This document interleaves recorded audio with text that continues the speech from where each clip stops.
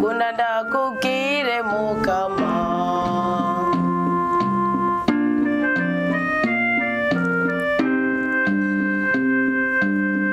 kunanda kukire mukama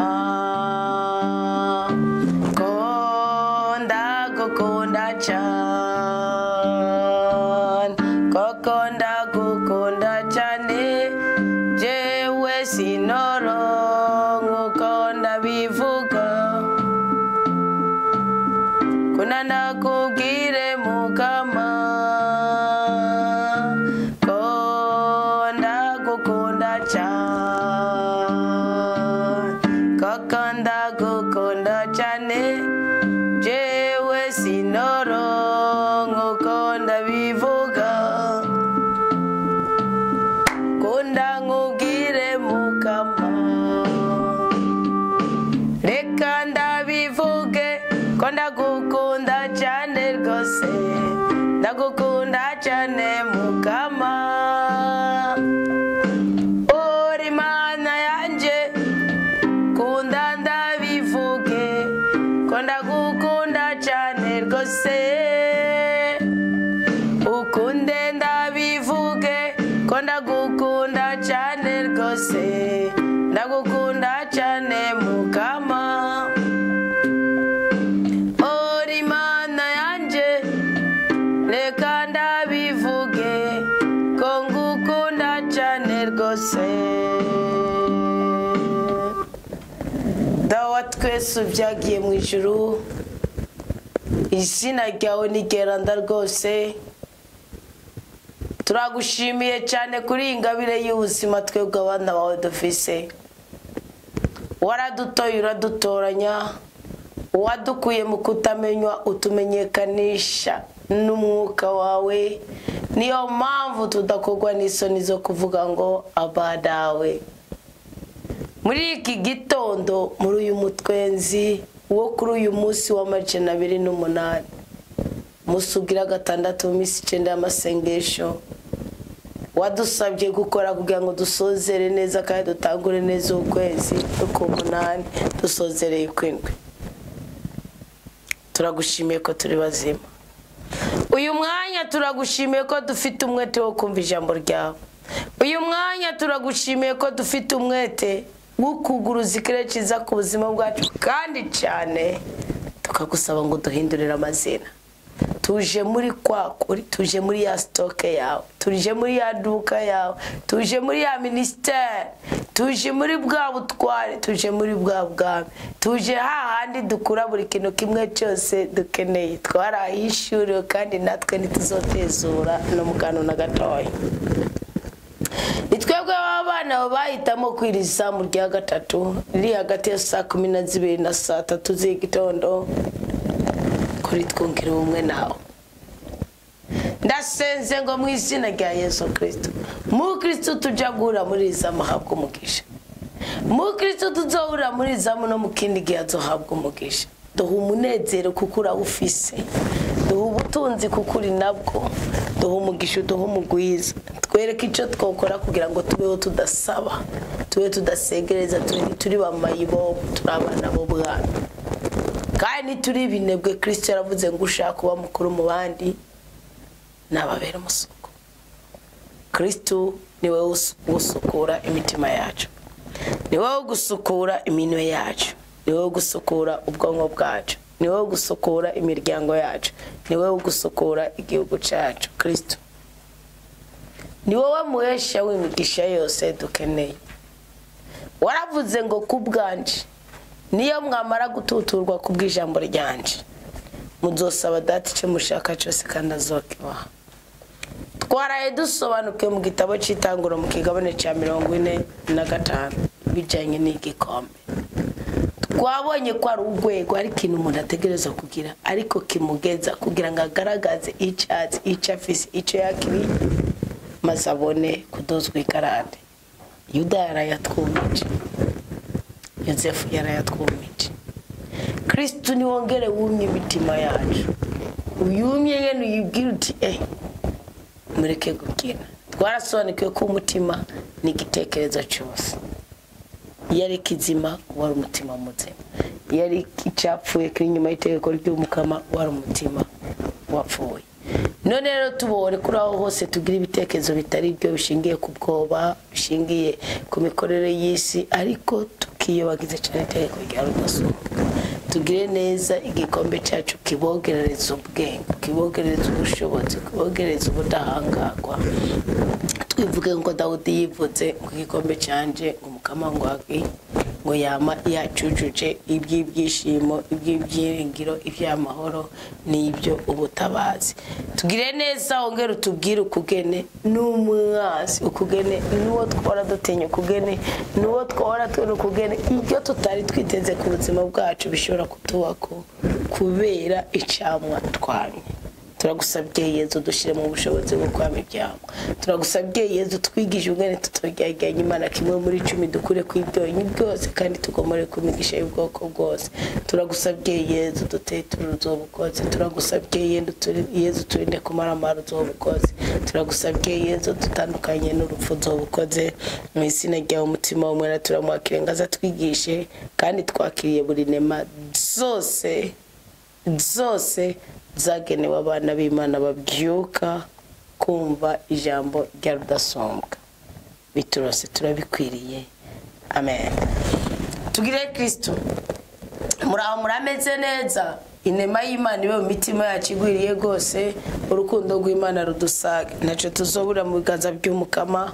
Twahisemo neza ko twahisemo kuyoboza Imana inzira kandi nitwigire tuyijyajyanye no mukero na kimwe mu byiduwaye tukayisubiriza mu ngoko, yadupfumbatisha natwe tugapfumbatisha abandi, yatubabarira natwe tukababarira abadushaye ko, kandi nayo itotubabarira niko bamishayeli basenze bavuga, twebwe tukamenya ko yabiduhaye kwitegeko kubera iki.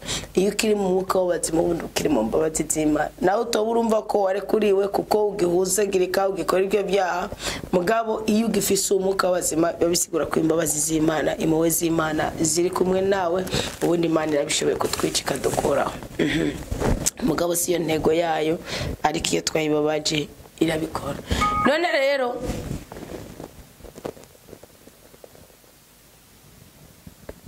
turi muri wa mwanya mwiza w'izamu rya gatatu. Izamu rya gatatu murabizi neza n'izamu ryo guhindurirwa izina ri hagati ya saa 12 na saa 3. Izamu ryo guhindurirwa izina twahisemo ko imyaka yose dusigaje ku isi rizoba rishingiye kuri Bibiliya, kuko nta kindi kintu Imana yokora ngo hindurirwe izina itanyutse mu ijambo ryayo no mu itegeko ryayo. Turacyari mu gitabo cy'Amamuko mu kigabane cya 45, inyigisho seanse ni ya 44. Noneho rero twaraye tubonye ingene Yozefu yimenyesheje bene wabo, naho twakuye inyigisho y'igikombe. Yozefu mu kwimenyesha bene wabo yabanje kubatega umutego. Mwibuke ko Kristo yavuze ngo dawe nimba bishoboka igikombe mukimenye, kuko iki muzokinwera ko mu bihe byose. Kugira wubake rugume hari igikombe ubwirizwa kunywerako. Kugira ngo uvyaruheke hari igikombe ubwirizwa kunywerako. Kugira ngo utunganirwe urambe uroranirwe kuri buri kintu kimwe cyose hari igikombe ubwirizwa kunywerako. Rero namba ndabibabwira abantu benshi baba Kristo ingoni z'abasambuka yuko batari bazikeneye. Ibyangiro nimubwira ngo nuko mudakeneye igikondiro, no, ahubwo nimumenye igikombe munywerako kugira ngo mugere kuri ico kintu Imana bageneye kugera ko kandi namwe mumva mwipfuza. Ko ndababwije ukuri eje muri umuna wanje niwe twako turaganira, nabwira nuko biri kose Imana ari yakanishira mu muntu kugira ngo imwereke ko ari wo kubaka akabyara agaheka akagira urugo. Hano nakanishira mu muntu kugira ngo imwereke ko ari wo kugira umwete wo kwigisha no kugirana. Uko jewe keshe ndiko ndazirikana ku buzima bw'abantu bakoreye Imana, sinumva ingene byonyorohera kuja kubaka ngo mbanye n'umugabo ngo mbyare ngo meke amanongere nkorera Imana. Sinzi ikintu twari dukwiye ko na murumuna wanje kandi hareje nyene yahise ku munsi wa gatandatu ku munsi w'Imana. Kubera iki? Ni kuvuga ubundi iyo umaze kubona ahantu wicara ukagira amahoro ni umenya ikigaye yawe kandi wumva unyuzwe nabyo. Hari uwundi nawe nk'ubuhuye kugira ngo abe adafise umugabo cyangwa adafise umugore bitokunda tonyuko. Ubwo buntu rero nimushobora kubumenya iyo rero uje kunwara kuri ico gikombe kugira nubakuruko hari igikombe Imana batekanije ku buzima bwanje. Ico gikombe rero iyo ngeze ukinywera ko ndanka burundu. Kubera iki?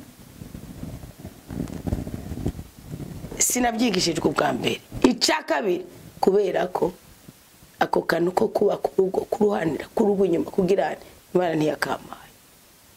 Kandi ico gena no kwidadira kubera kujya kuntu umwana w'Imana hari gihe wumva umenga ukomera kubabara ukitanga kugira ngo basi urabe yuko ugumani burya na Imana ishira mu kindi kintu. Ukubundira umwana w'Imana ushobora kugira situation yose muhuye. Ko si wowe yigera ni Kristo abari muri wewe abayigera. Rero muri ico gihe Imana nayo ishobora kutabikondwa akaza. Iyo naho nk'ubu uye ugomba nka promotion nk'uha karorero. Cyagomba kwinjira mu rukundo ari gikombe ugomba kubwiriza kunwera. Iki gikombe rero ntigishingira ku bweranda bwawe ahubwo gishingira kuki kukudahindagurika kwawe. Raba basi Kristo Getsemane yavuze ngo dawe nimba bishoboka igikombe kindengane. Imana imwibutsa ko ahantu hose hari icyaha itashira umutima wayo. Kubundi Kristo yazuwe na mutima w'Imana niwe bubasha bwose bw'ijoro.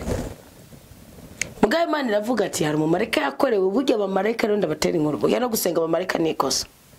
Amuzi ko abamarayika twe tubategeka karibi amasengesho y'amakosa mukira. Cecere twebwe abakristo bakatolika ari amasengesho y'amakosa tugira gose. Bibiliya nyene dutongera urutoki. Gusenga umumarayika ni ikosa kubera iki? Umumarayika we yumvire nk'ubu nka president aje kubwira umuhate wiwe ndagupfukama yungirira iki? Kuvyukuri byo bintu biri logique. Imana ntiyigaze iduhisha ahubwo gusa hariho abadutanze imbere baratunaniza, hariho n'ibyadutangiye imbere biraturusha, hariho natwe kudashaka kumenya, hariho kwidadira. Kandi mba hari urupfu umuntu ashaka kugotomera akarugenda na rukamwimba nawe akagwimba ni ikintu cyitwa kugotomera idini. Kuko barabigushizemo ngo na mama arabimbwiye nawe bwo na patire bwo na papa ukavuga nk'umupapa nyene hacenga imyaka 100 cyangwa 500 cyangwa 2000 ikintu yasize. Kubyukuri nakosa fisi ngaho urafise ikosa nawe uko wirukanye umwuka w'Imana akorera muri wewe kagubwenge ukimana n'ubwenge. Kandi ahantu hari ubwenge ntiyaba refidor no. Niyo mpamvu gusenga urahaguruka ukagenda Imana gusenga bagusenga no mu buriri bwawe no mu gikoni cyawe. Ibyo bikombe rero nimushaka kumenya ingene mu binywera ko mutarayobotsa Imana inzira ngo mugendere mukuri ku ijambo ry'Imana nibikona. Bibiliya iravuga ngo umumarayika Imana umva iyumvira Imana yamukoze kugira ngo yamushizeho kugira ngo kubw'ineza y'umwana w'umuntu hano kwandika ko bayiburaye mukana ugacugenda ngo marayika unabara ngo Mikaheli. Jewe hari umunsi navuga nagenda ndavuga ni jewe ngomba musanga udutabo tujya dutabo twaberanda badandaza bagurisha ndadusoma ndabona ko hari udutabo gose nyene ati bitari byiza bishobora kuzimitsa ba Kristo. Mugabo mbirizi ngene birivuga ngo kaba nkako ngo mu bamarayika nindi Mana yigeze ibwira iti uri umwana wanje ni jewe ndakwibyariye uyu munsi nta numwe. Mugabo Imana yavuga ngo uri umwana wanje ni jewe nkwibyariye uyu munsi. Kandi iryo jambo ni jewe nkwibyariye uyu munsi rikubaki akubititse kubera ibyaha ibisuzuguro imivumo imikoshi kutamenya ukabwira Imana uti burya ishashi imbere yanje imbere yawe byanje byose ngirira neza umboro nkure ko iki gisuzuguro. Haga wisobanukiwe kavuga uti sishimya kubimbata y'ibyaha sishimya kubimbata y'ibyago jewe ndajungire neza Imana ikavuga ngo umunsi nakwibyariye. Cyo ni jambo riri mu gitabo cy'amategeko mu kigwani cya 26 umunsi nakwibyariye nawe kuko wanyemera. Mugamo wa marayika nta numwe nagamba abwire ko umumarayika yategetswe guhagurutsa Eliya aramugurura aramutwara ku kirimba kugira ngo Imana yemeze akabo ngo cyangwa iti nzomubera umubyeyi nawe mbere umwana. Mwari muzi ko Imana idashobora kumubyeyi w'umumarayika iba umutegetsi. Ngatwe bwiba umubyeyi Imana ishaka kuvuga ngo ndaguteruye ngo ndaguhetse ngushitse ku bitugu ngo nzogukunda wakaza gushika imvi zawe zibaruye. Ajya umumarayika icyo yategeke wacansaba kubiswa barungitse itegeko ni itegeko mugatwe turarirenga itegeko mu maraso ya Kristo tukagirane tuketswe tukagaruka mu rongore rw'abana b'Imana umareka ni itegeko nabyo uvuga ngo gosha droite nguruma mugatwe bw'Imana iyo negotiation yageze kugwegibwira yo batimburanye mushavuga nuko yo yari ntungane nta mwera ndarihangana n'Imana ngo kandi hani mu Heburayo limwe na ku murongo wa 5 murongo wa 6 baravuga ngo kandi ahizosubira kurunga ikimfura yayo ku isi izovuga iti abamarayika b'Imana bose nibamusange kandi Kristo ari muri twebwe cyumvikana natwe ko abamarayika bwo ari bo kudusenga kizavuga ati ndi kumwe nawe utaki kuvira gushika komero wisi iryo jambo ntiribwirwa mu marayika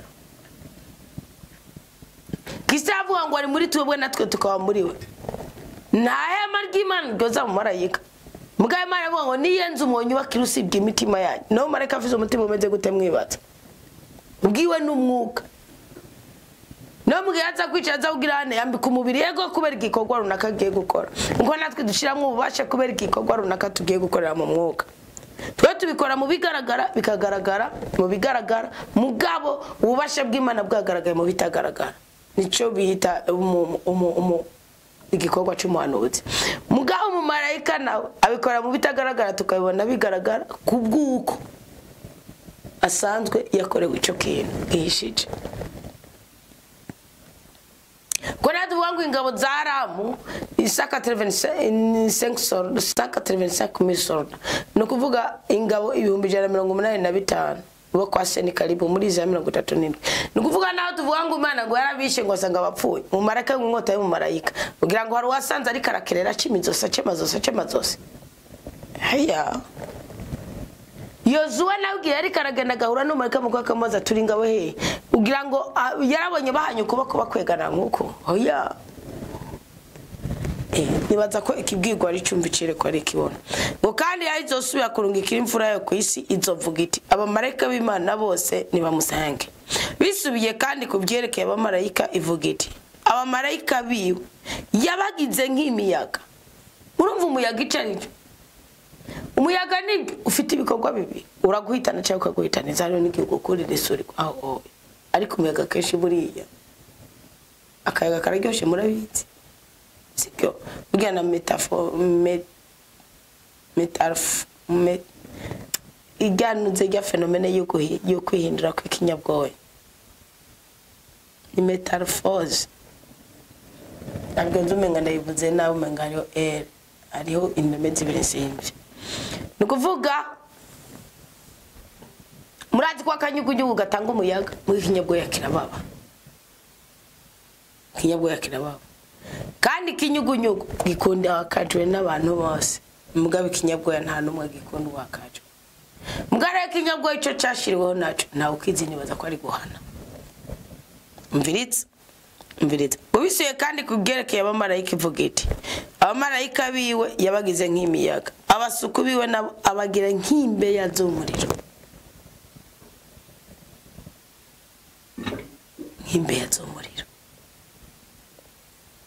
kandi mwibuka yuko Imana n'amazi n'umuriro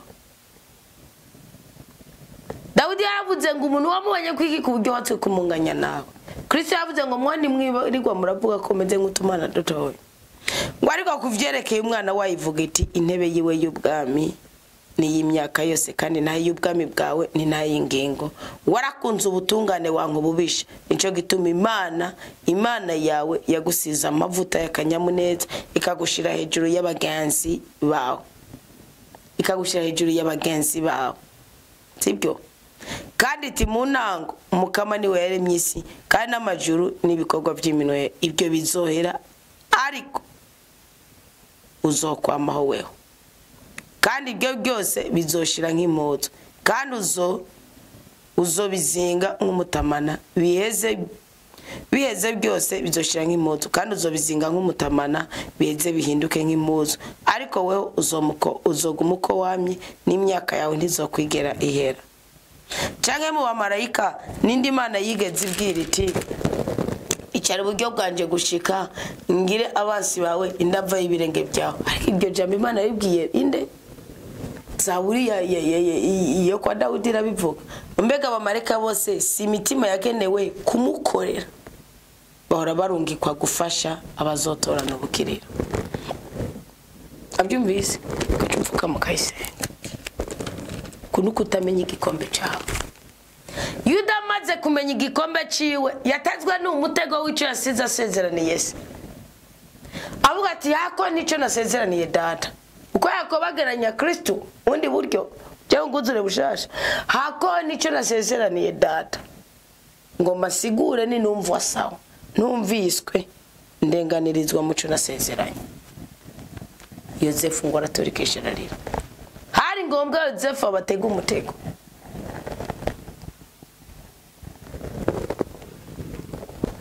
Yumvise mwige mu bukobwa bwawe hari igikombe ubwirizwa kunywerako. Hari igihe uzogenda ukiteza inshinge ngukeneye ibisusu bininiya ukagenda ukama muri makiyaje ukagenda ibizara bikama bigera hariya amafaranga yawe yose aho kwitunganya uyu munsi urakora ukaronka amafaranga. Ariko ejo hawe ntuza amagara uzoba afise uko azoba ameze. Ha gutunganya ibyejo byose bigururwa n'umuyaga. Gara kunaniye kumenya igikombe cyawe.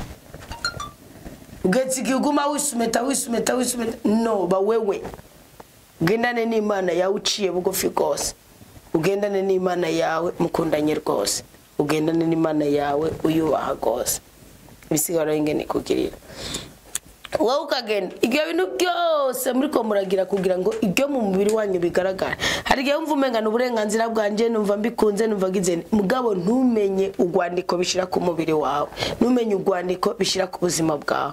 Nagira amabwire mwa bakobwa namwe mwa bahungu. Hari gihe kizogera hamwe umukobwa akenera umuhungu akenye mugayisobanukiwe. Avuga tuzokomezanya imbaraga ziwe zize nanje zanje zize. Tuvyara abana babicaye bakatumuga dukore kandi tuzobarere neza dusazana amahoro n'urukundo. Hargiye kizogera abakobwa abangu bagakenera abakobwa bisobanukiwe. None je mugana abangu murantweza. None yo muri ko murabo ko murisha ari bikombe byanyu byabananiye kunwerako. Mwarabyigije mu shirajya. Baravuga ati none ugira ngo urashaka kuraba umukobwa uti none uho ni nabyara nkabura umwaramira. Yego mizo n'imbaraga n'ibintu shavuga ngo nawe ngo nagera muri iyo kangwa azogira nekasha. Banzura bicufise n'ukuri. Umenye igikombe cyawe ngeno gitunganye. Vuguti ndiko ndaraba kubyo nasezeranye no kuco ngomba kuba no kuco ngomba gushikako. Imana yomfashinge kuri iki. Nibyukuri naje dufise Imana yishigira ko ngo idufashe ariko iyo twubashe itegeko ryayo tukagira n'ubwenge Imana yoshiritsa ko tugirira neza. Butse mugira ubwenge.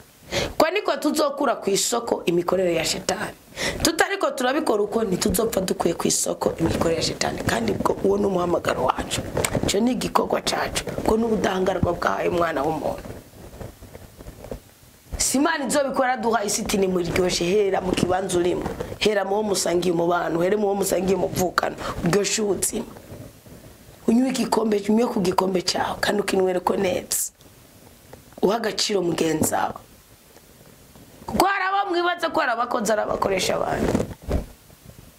Haraba mwibaza ko arabaja kandi arababosi banyu.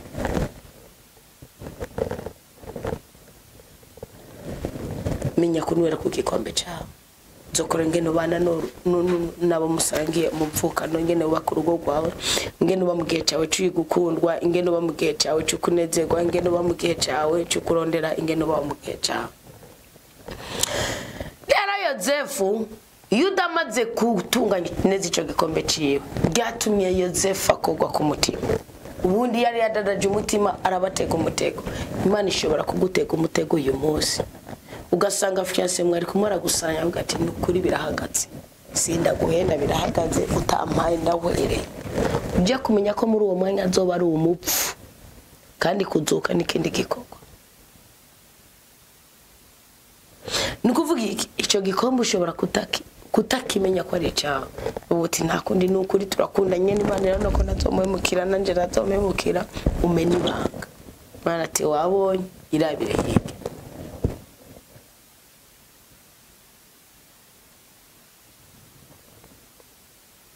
Mu buryo bwose bw'ukuba ushobora gushigwa imbere igikombe ku mukriya akaza akagushora ikintu cy'ibihumbi 200. reka mvuga amahera bamugarura akaza akagushora ikintu c'ibihumbi 8 gaca guhumbi 10 akibagira kugaruza nawe ukirengagiza kandi mu mutima ubyumva ko utamugaruye akaza kugushorera ikintu yihuta usanze uwarashize ku isoko hari uwo wakigurishije ku bihumbi 15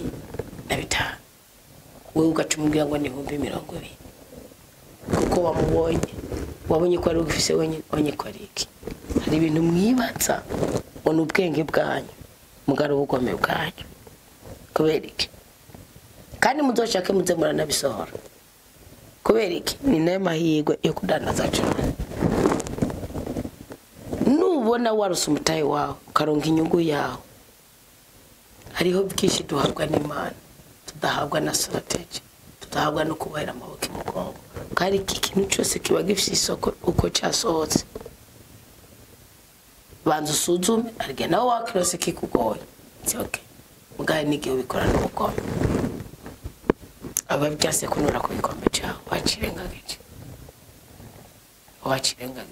nuvo amategeko y'isi yo kuyobora neza isi ubundi akomoka ku mategeko y'ijuru kuko isi y'umwuka niyoboye isi bigaragara hakubye utazi ibyatsi kibimeza ariko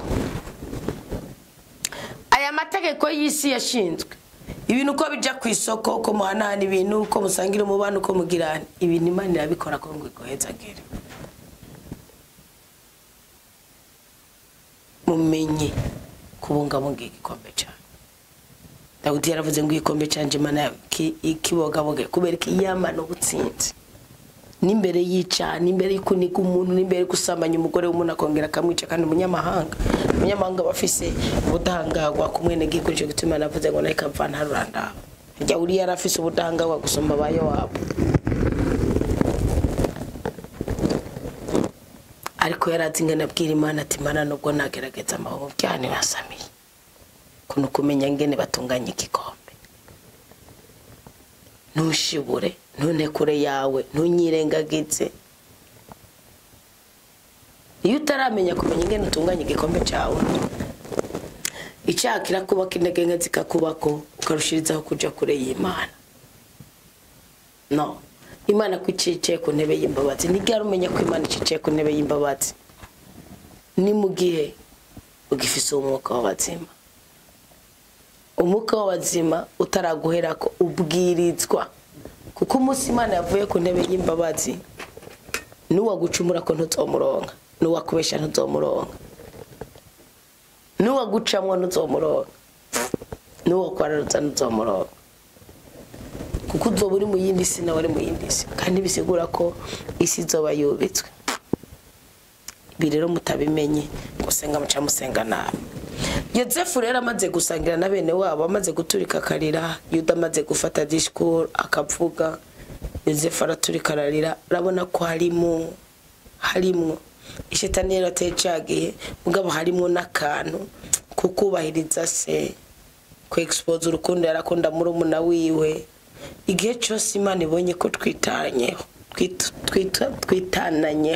cyo twita ubumwe bw'abemera Imana irema ikintu gishasha mu buzima bwacu none rero duhindurirwe izina muri uko kwakira ikintu gishasha kiremwe n'Imana kandi mumve neza ko igihe cyose umaze kumenya ingene banwera ku gikombe uratabagwa ndashobora kuzo barondera inyigisho y'uburyo bumwe ushaka kugufasha kunwera igikombe cyawe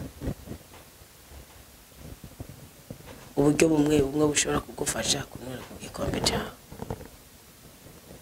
kuko hari abanwera twebwe kera amata batubwira ngo mukuyanwa uricara ukarambye icyakunze ukagitereka imbere yawe ku ruhande rwawe ibyo dukoza kenshi twakora kubera iwacu ntabe twari dufise twayinete ntabyo nakuze mbona ukareka imyumbati n'inete sinzireje yacu burya nta niyonze no kuvuga rero kenshi ari gusomera wasanga dusomera n'ibijumba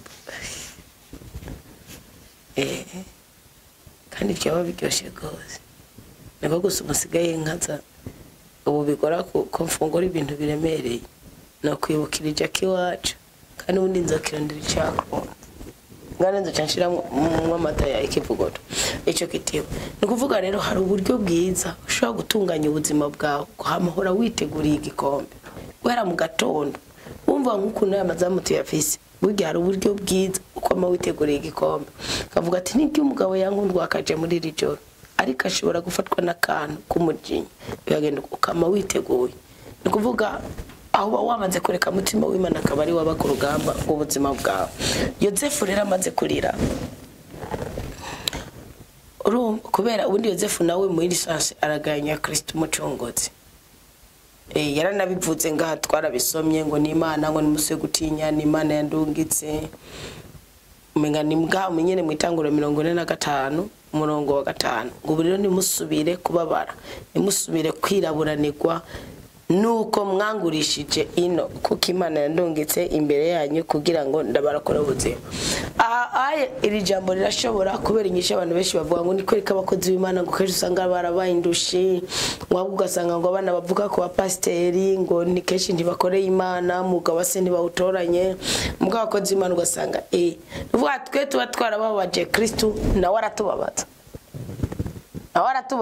nere mwibuka ba Ruben ko bagoma bavuga ngo iyi ni inkuru ikitsimbi ya mwene data twariye sibyo nukuvuga nawe aratudihereka yacho siri mu byaho uhura n'umudiho w'igiti uhura n'umudiho w'amakobo uhura n'umudiho w'imibabaro uhura n'umudiho ntibazobahende abantu mudafishe Kristo murarushe cyane ibintu byose nibyo kurya mu bironka mu banje kubiricuwe ubundi twe turakora Imana ikaduha umusaruro ikatugaburira tukanyugwa n'ibwiduhaye ibyishi byanyu mutunze tukanezerwa no kubibasabira mu umugisha kugira mu birambire mu mubigirire mu amahoro ariko tukanezerwa no kwatwabirake n'umuceri n'amati yo kunywa ikaturinde bugwari katukurinda kwashe kandi tutagira kwashiye mu mwuka ntidushaka kugira kwashiye mu mubiri n'igikondo bamwe murashaka kutagira kwashiye mu mubiri mukagira kwashiye mu mwuka kandi n'urupfu kwashiye umubiri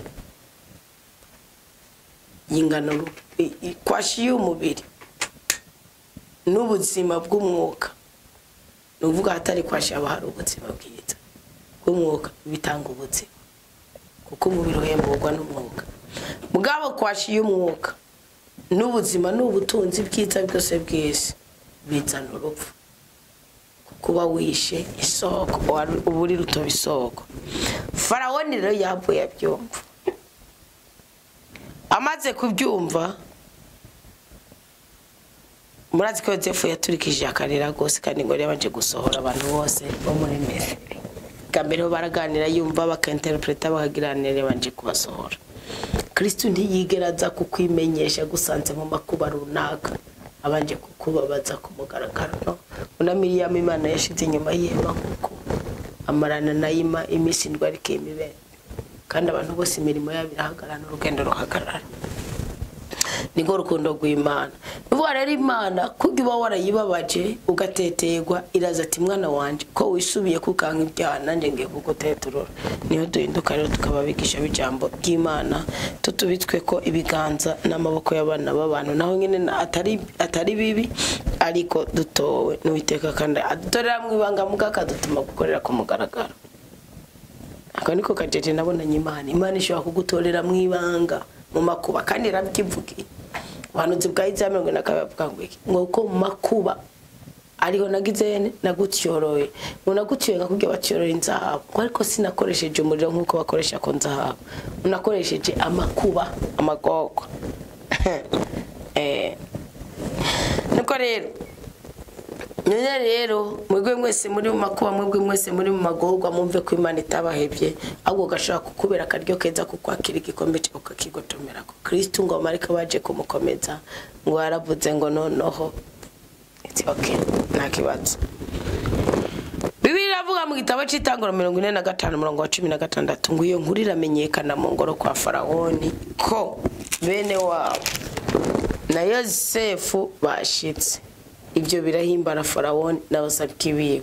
Farawoni abwira Yozefu ati barira bene wanyu uti gira ibi nimureke imizigo ibitwazi nimure nimuremeke imizigo ibitwazi byanyu mufate inzira mugende mu gihugu cya Kanahani muzane so wanyu n'abanyu muzi wanje nzobaha ibintu byiza mubiri mu gihugu cya Misiri muzoga ibinuze biri mu gihugu. Murabyumva abene gihugu nta numwe afise promesse nta numwe afise indagano yuko ibyiza biri mu gihugu nukubirya birondeye abikoreye mugabo arababwiye ngo nzobaha ingero muzokoroko.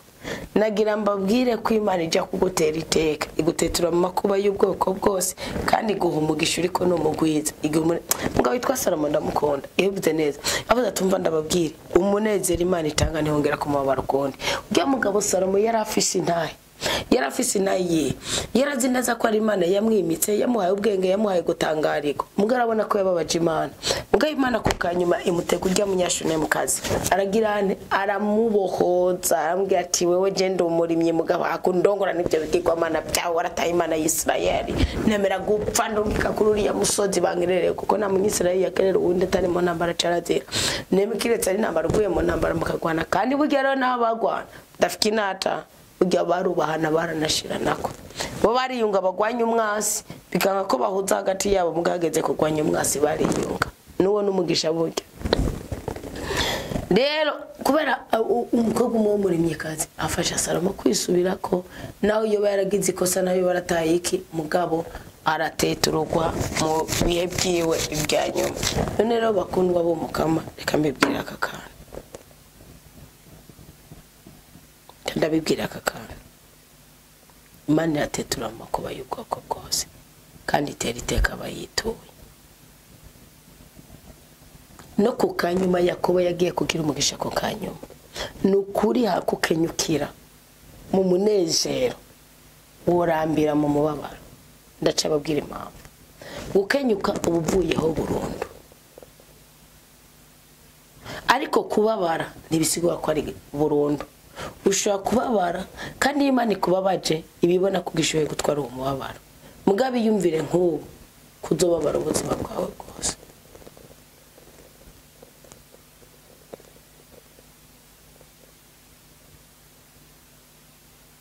Kuzobabara ubuzima bwawe bwose mwirinde kubabaza Imana. Yakobo Imana yamuteye iteka ku kanya Yozefu ashinga inabi niwe yabwiye ati nsigaye meze nka se wa Farawo. Mwumve ko Farawo anezewe na buri kintu kimwe cyose gitera iteka n'icyubahiro umuryango wa Yozefu.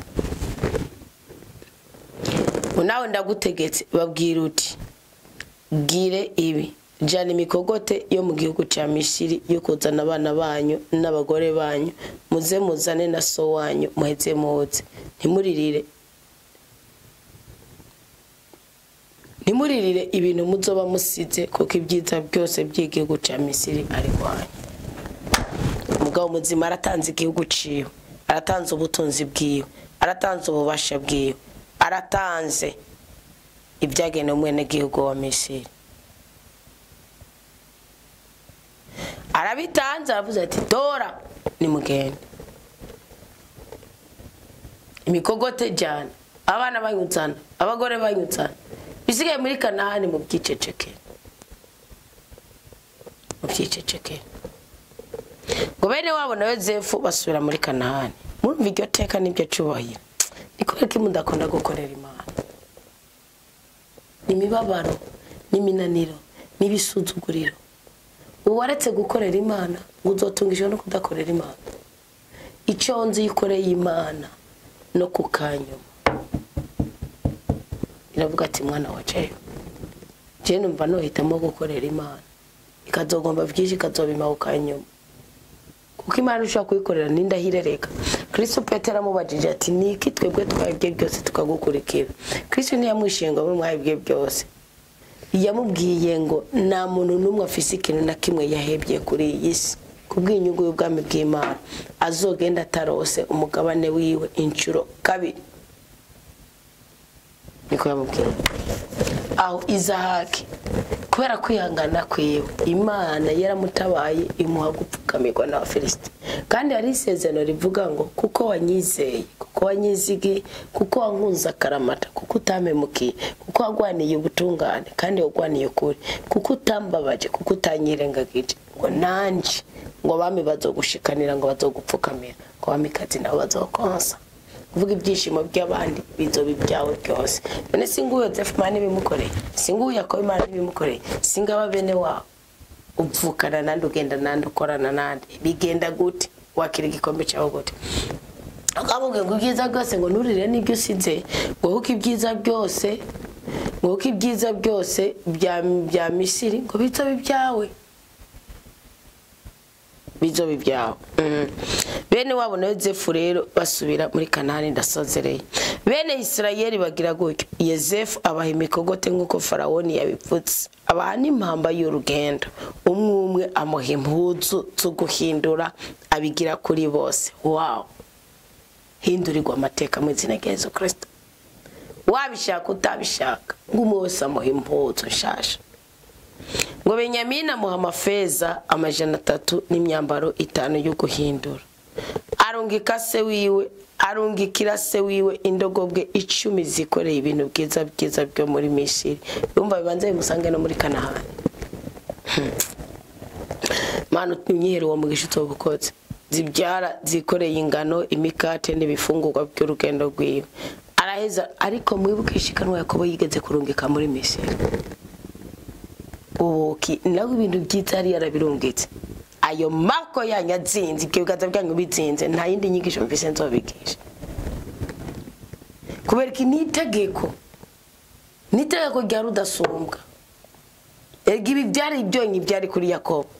Yakobo abura umugore we, Yakobo ararenganywa, Yakobo aromogwa, Yakobo agira agahinda, Yakobo agira umubabaro, Yakobo agira Yakobo bamurira umwana we. Ibi byari ibyonyi byari kuri Yakobo.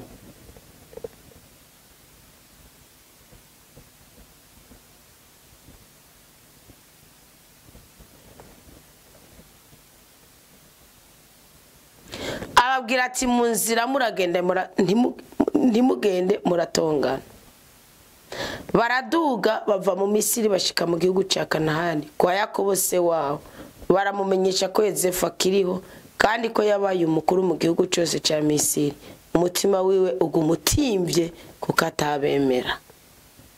Bamushikiriza amajambo yose Yozefu yababwiye, araheza abona imikogote Yozefu yamurungikiye yuko umurerura. Umutima wa Yakobo se wabo ubona kuba muzima. Numva n'ikinyakiciye kinsukira. Isirayeli avuga ati gezaho, Mungu wanje Yozefu aracari muzima, nzogenda tubonane ntarapfa. Imana igutwenze, Imana ikunezereze, Imana iguhe kumanuka aho ujya guhura n'igitezurira umutima wawe. Tuzogaruka Yakobo amanuka mu Misiri, tuze tuganira ijambo kumanuka. Ikigabane cya 46 ariko seyase ni ya 45. Imana ni neturuye, Imana ni mugira neza, Imana ni umurengezi, Imana ni umucunguzi, Imana ni neza y'ubuzima bwacu.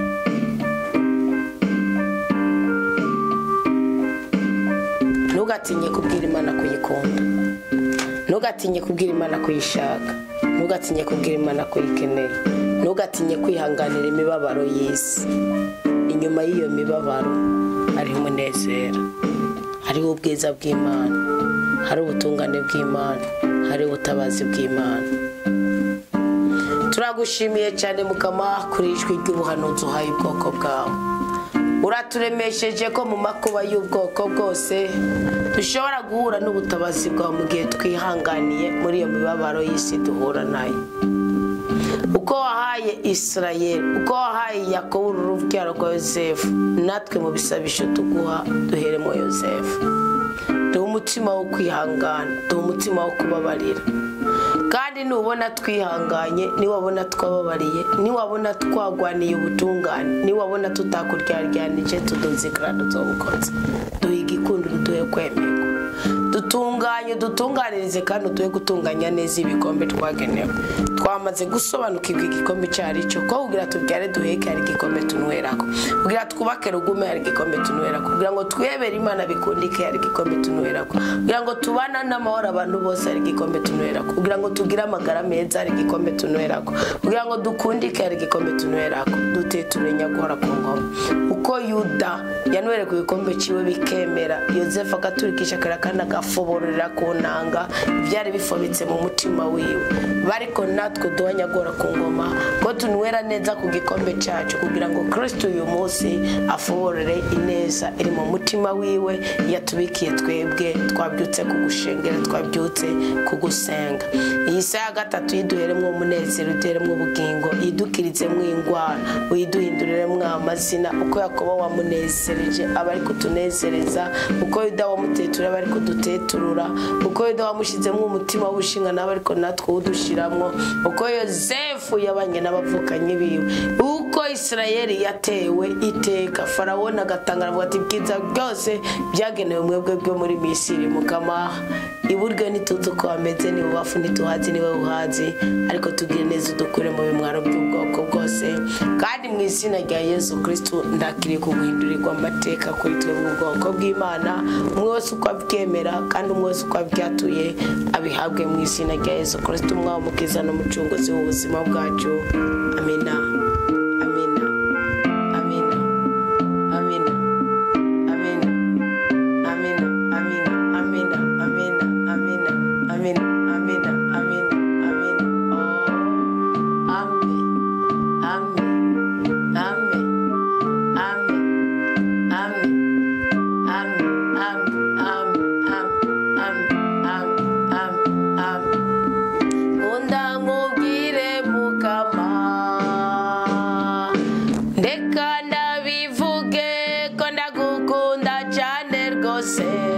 Ndagukunda cyane Mukama, uri Mana yanjye, kunda ndabivuge ko ndagukunda cyane rwose, ukunde ndabivuge ko ndagukunda cyane rwose, ndagukunda cyane Mukama, uri Mana yanjye, kunda ndabivuge ko ngukunda cyane rwose. Urakoze Mukama nyagorana natwe.